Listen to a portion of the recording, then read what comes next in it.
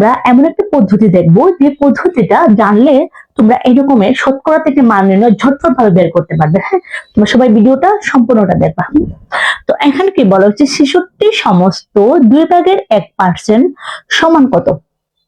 তো এটা কি ভগ্নাংশ আছে, এই ভগ্নাংশটা মিশ্র ভগ্নাংশ আছে।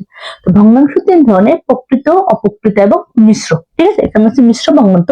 তো মিশ্র ভগ্নাংশ থেকে আমরা কি করবো, অপ্রকৃত ভগ্নাংশে নিব। এটা আমরা কিভাবে অপ্রকৃত ভগ্নাংশে নিব দেখো। 2 আমরা প্রথম 66 গুণ করে ফেলবো। তো 66 যদি আমরা 2 দিয়ে গুণ করি তাহলে কত হবে দেখো, তোমাদেরকে আমি দেখাচ্ছি। যদি 2 দিয়ে গুণ করি তাহলে কবে 12 2 8 1 13। ঠিক আছে, 132 এবং 1 যোগ করব। ঠিক আছে, আমরা প্রথমে এটা গুণ করব, তারপরে যোগ করব 1। এই যে উপরেরটা প্রথমে এটা গুণ করব। ঠিক আছে, প্রথমে আমরা এটা গুণ করব, তারপরে যোগ করব 1। ঠিক আছে, যে এটা খুবই সহজ, কিন্তু আমাদের অনেক সময় মনে থাকে না, আমরা ভুলে যাই। এই যে পার্সেন্ট, এই পার্সেন্টটা করে ফেলবো।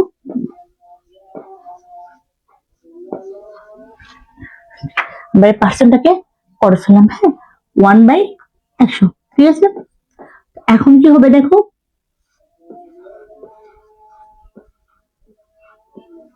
আচ্ছা এটার মান হবে 200 বাই কি 133, 133 বাই 200।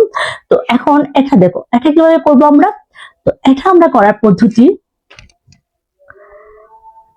150। ঠিক আছে, 150 ইন্টু এই যে পার্সেন্ট, পার্সেন্ট মানে কি 1/100। ঠিক আছে, এখন আমরা 1000 দিলাম, এটাকে কাটাকুটি করি। 1000 2 বার, 50 2 100 এবং এটা থেকে 3 বার। এটা কত হবে 3/2 বার, 2 ভাগে 3%।